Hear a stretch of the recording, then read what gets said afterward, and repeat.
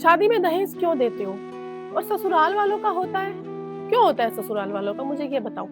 ये सवाल है मेरा उन लोगों से जो भर-भर के दहेज देते हैं और फिर उनकी बेटियाँ मर जाती हैं, वो उसको और पीटते हैं और लालच आता है कि नहीं हमें और दहेज चाहिए।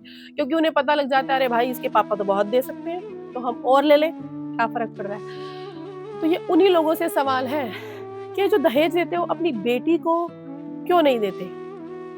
सास का ये, ससुर का ये, ननद का ये, क्यों क्यों करते हो आप लोग ऐसा? गाड़ियाँ दे रहे हो, गाड़ियाँ क्या सोच के दे रही हो? जो लड़का अपनी काबिलियत पर गाड़ी नहीं ले सकता, वो तुम्हारी बेटी को क्या गाड़ियों में घुमाएगा?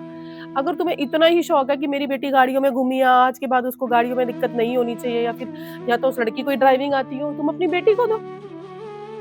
ये इतना दहेज इकट्ठा कर के दे देते हो, कभी सोफ़ा दे रहे हो, कभी कुछ दे रहे हो, क्यों दे रहे हो भाई? जब लड़की का बुरा समय आएगा ये सोफा ये बेड उसको कुछ चीज काम नहीं आएगी, लेकिन अगर आपने उसको फाइनेंशियली स्टेबल कर रखा है, उसके नाम कोई भी कुछ एफडी या फिर कुछ भी ऐसी चीज उसको दे रखी है कि नहीं जब टाइम आएगा वो उसको यूज कर पाए, उसको काम आएगी वो।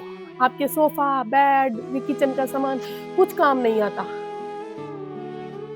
इसका मतलब तो लड़का काबिल ही नहीं है, आपने जिससे अपनी बेटी की शादी करी है इसीलिए आप उसे इतना दे रहे हो, या फिर आपकी लड़की बोझ थी, आपने वो बोझ किसी और को देने के लिए उसे रिश्वत दी जा रही है कि भाई मैंने तुझे इतना इतना सारा दहेज दे दिया है, अब तुझे मेरी बेटी रखनी है सारी उम्र।